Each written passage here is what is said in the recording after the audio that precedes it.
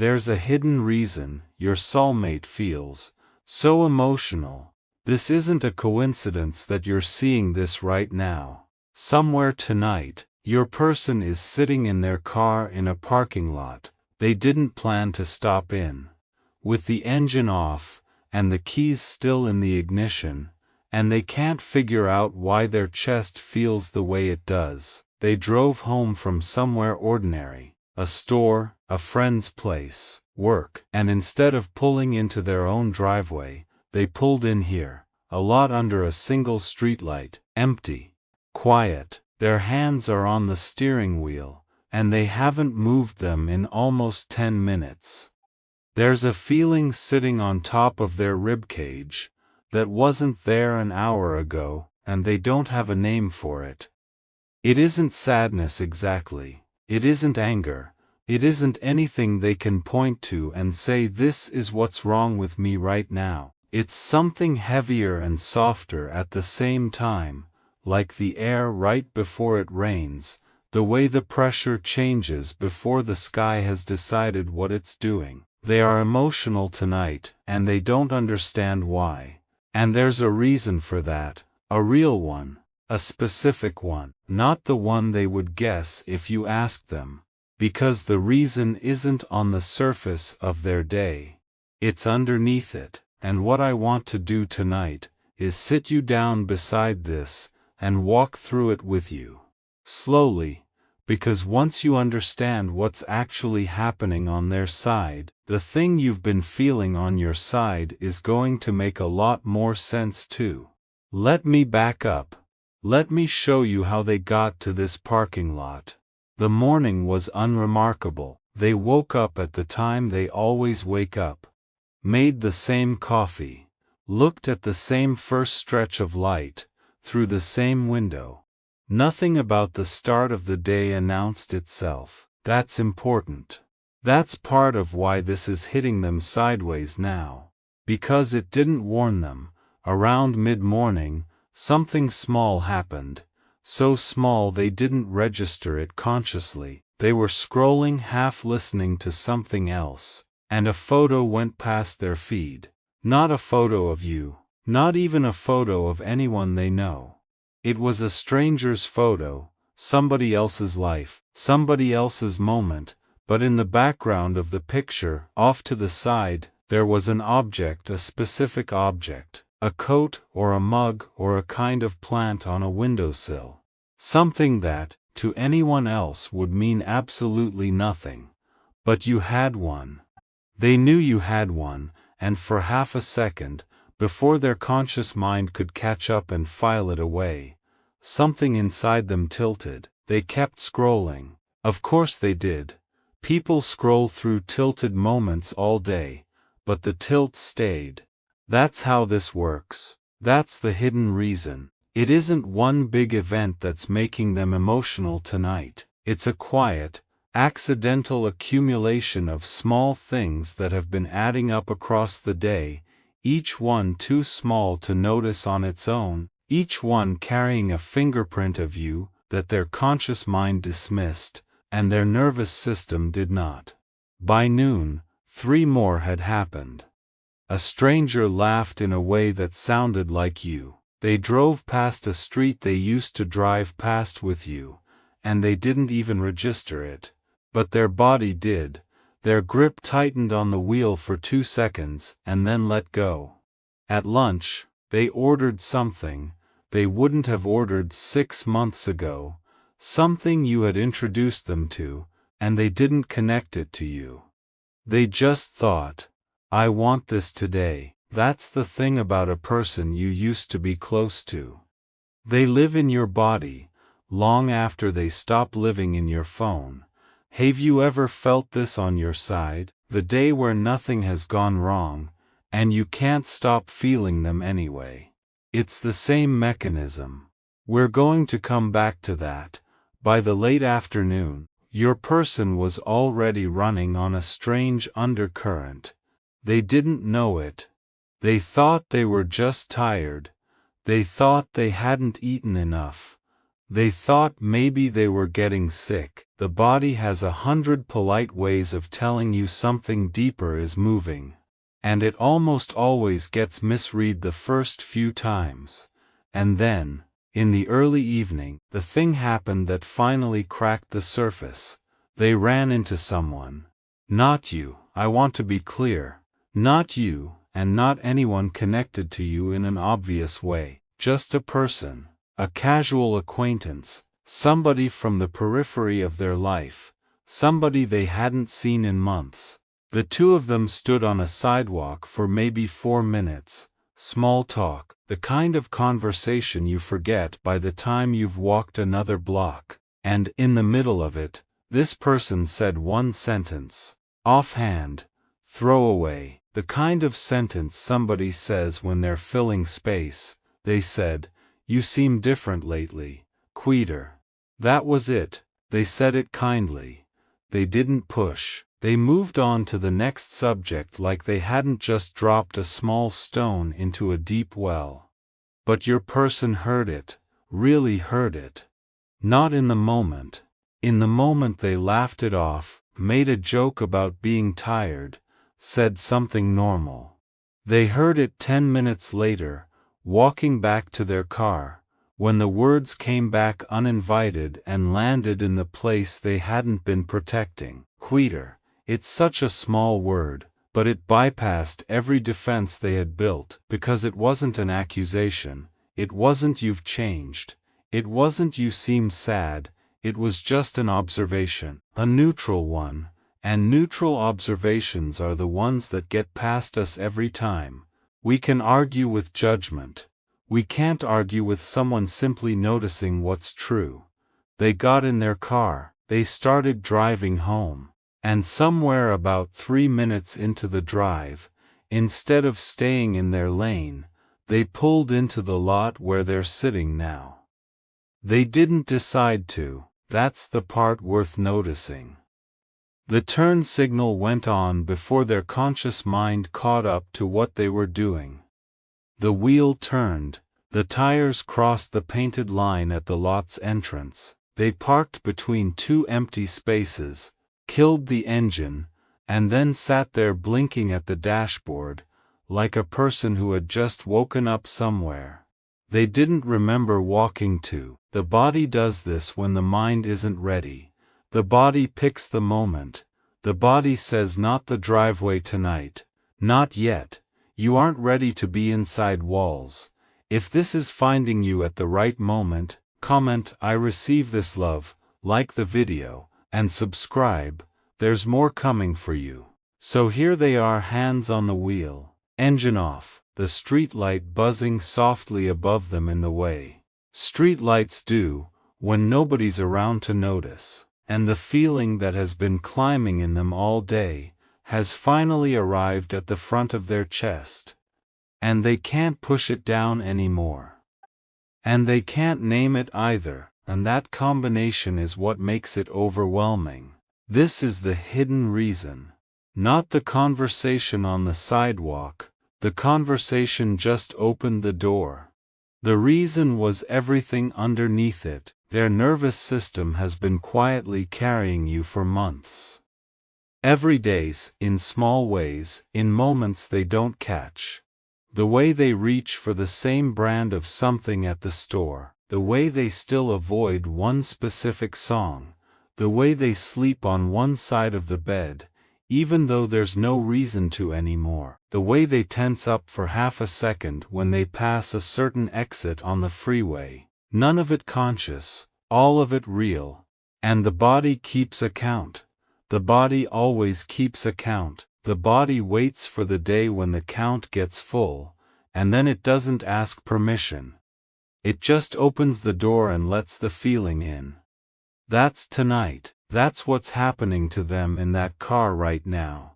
They put their hand on their chest at one point. They didn't plan to. It was instinct, the same way a person does when they're trying to physically hold themselves together.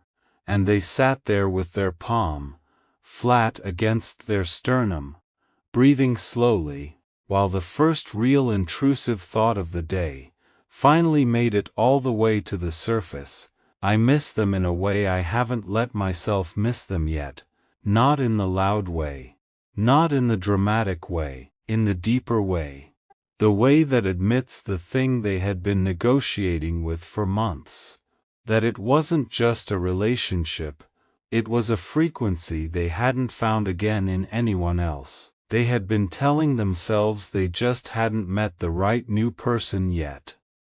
Tonight in this parking lot, they finally let themselves consider the possibility that the issue wasn't who came next, the issue was who left. That's a hard thing to admit to yourself. Most people never do, and here's what makes tonight so different. They didn't talk themselves out of it. Usually, when a thought like that surfaces, they reach for their phone. They put on a show, they text someone, they distract, they redirect. Tonight, for whatever reason, maybe the long, slow buildup of small triggers across the day, maybe the sidewalk sentence, maybe just the fact that they happened to be alone in a quiet space when it hit. They didn't reach, they just sat with it. That's when something happened that I want you to pay attention to, because this is the second event of the night. And it's the one that's going to shift everything. Their phone, which was face down on the passenger seat, lit up, not a text, a notification, from an app, something automated, one of those memory features, the kind that resurfaces a photo from a year ago, 2 years ago, 3. They had forgotten the feature was even on, they almost ignored it. Their thumb hovered over the dismiss button, and then they tapped it. The photo that came up wasn't of you, it was of them. Just them. Standing in a kitchen that wasn't theirs anymore, holding a cup of coffee mid-law at something somebody had said off camera. The picture had been taken by you. They didn't remember it being taken. They didn't remember the moment at all. But they remembered the kitchen. And more than that. They remembered the version of themselves in the picture, the look on their own face. The way their eyes were half closed from laughing. The way their shoulders were loose. The way they looked like a person who was completely, unself-consciously home in their own skin. They hadn't looked like that in a long time. That's what hit them. Not the photo of the place, not the memory of the moment, the face of the person they used to be, when they were standing in a room with you. The second intrusive thought arrived without warning. I don't recognize myself anymore, and this one, was the one that broke something open, not in a loud way. They didn't cry in the parking lot, they didn't make a scene to an empty car, but the wall they had been holding in front of this feeling for months, developed a crack, and the crack was permanent, and they could feel it. Being permanent, even as it happened. You can pretend a lot of things. You cannot pretend that you still look like the version of yourself you were with someone who actually knew you. They stared at the photo for a long time. They didn't swipe. They didn't close the app. They just looked. They zoomed in once, then back out. They noticed small things they hadn't noticed at first. A bowl on the counter behind them, a window with the blinds half drawn, a sliver of someone else's hand at the edge of the frame holding the camera steady. Your hand, mostly out of the picture, just enough of it visible to remind them who had been standing there. And then they did something they hadn't done in months. They didn't message you. Let me be clear, they didn't, that's not what this is. But they opened your name in their phone. The conversation. They scrolled to the very top of it, past months of silence, past the messages that ended things, all the way back to the first ones. The ones from the beginning. The early conversations. The ones where you were both still figuring out how to talk to each other. The ones with the misspellings, and the small jokes, and the moments where one of you sent something a little too vulnerable, a little too fast, and the other one met it instead of running. They read them, not all of them, just enough. Just enough to remember who you both were before you became people who weren't sure how to be in each other's lives anymore. And what landed on them, sitting there in a dim car under a humming streetlight, wasn't regret exactly. It was something more useful than regret. It was recognition. They recognized themselves in those messages, the version of themselves that existed when you were the person they were talking to. That version had not been gone. That version had been waiting.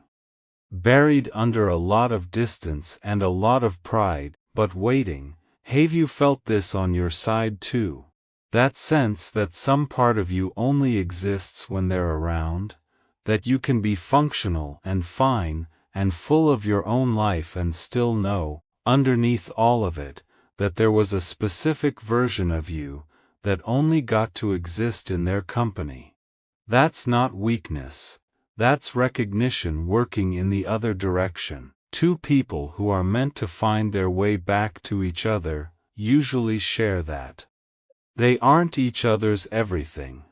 They're each other's missing version, and missing versions don't go away, they just go quiet. Your person sat in that car for a long time. At some point, they don't remember exactly when, they put the phone down, started the car, drove the rest of the way home. They didn't message you. They didn't even open the conversation again. But they brought something home with them that they hadn't carried into the day. A small, quiet decision that they didn't yet know was a decision. That they were tired of pretending they were fine without you. That isn't the same as deciding to come back. I want to be honest with you, tonight isn't the night they reach out.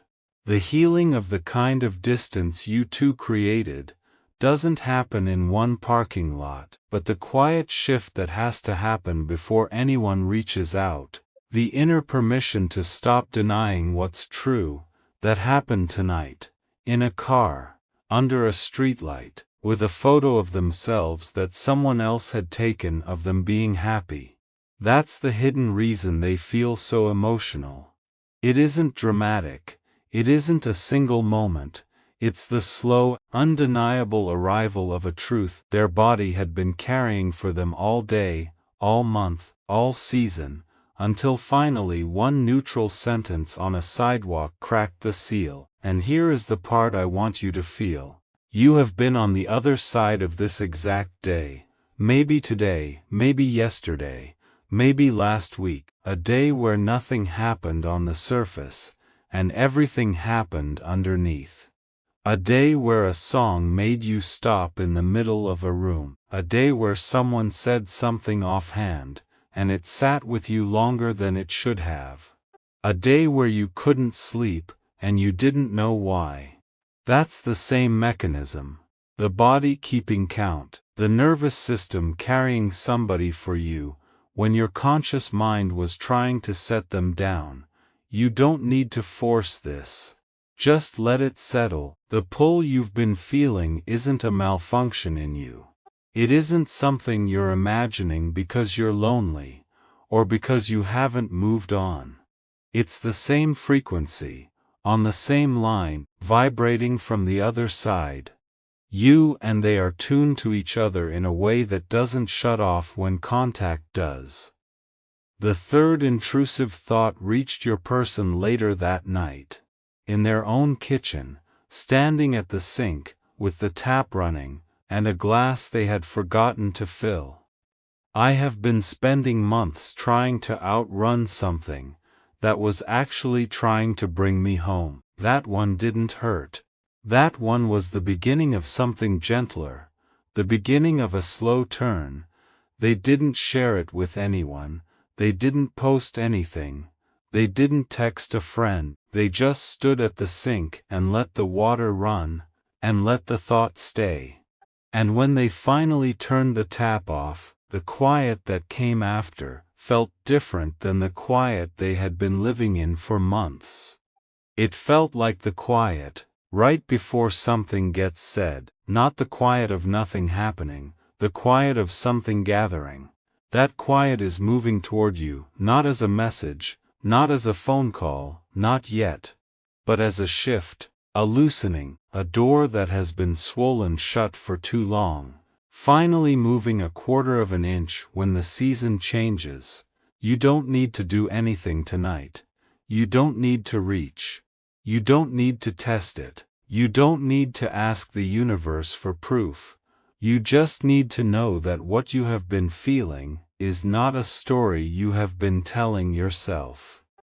It is something that is happening, on the other side of the same night, in someone who is finally letting it happen. There's a line I want to leave with you, because it's the one I keep coming back to when I think about what you two have been quietly doing all year. The opposite of love isn't distance. The opposite of love is forgetting, and neither one of you has forgotten. You have been doing the harder thing, remembering, in private, in the spaces nobody saw, and pretending the remembering wasn't happening. Tonight, on their side, the pretending got harder. Tomorrow it'll get harder still. That's how a thing comes back. Not in a thunderclap, in a quiet erosion of every reason to stay away. If this resonates, let it settle in you. You don't need to make anything happen. You don't need to prove anything to anyone. Not them, not yourself, not the small voice that keeps telling you. Maybe it's just you carrying it. It isn't just you. It hasn't been just you for a long time. They felt it today in a parking lot, with their hands on a steering wheel, with a photograph of themselves, looking like a person they almost forgot they could be. They felt it tonight at a kitchen sink, with the water running, with a sentence in their chest they didn't have language for, and they're going to feel it tomorrow too, and the day after, and the week after. And one of those days, the feeling is going to stop being something they sit with in private, and start being something they can't carry alone anymore. That's when you'll hear from them. Not before, not because of anything you do. Because of what they finally quietly, completely let themselves know tonight. So tonight, on your side, you don't have to do anything but breathe. Trust that the silence isn't empty. Trust that the pull is mutual. Trust that the hidden reason your soulmate feels so emotional tonight is the same hidden reason you opened this video. Because two people who have been quietly carrying each other have just started to feel the weight of it at the same time, and that weight finally is becoming impossible to ignore. And what they're beginning to realize now is something they can't walk away from anymore. Not this time.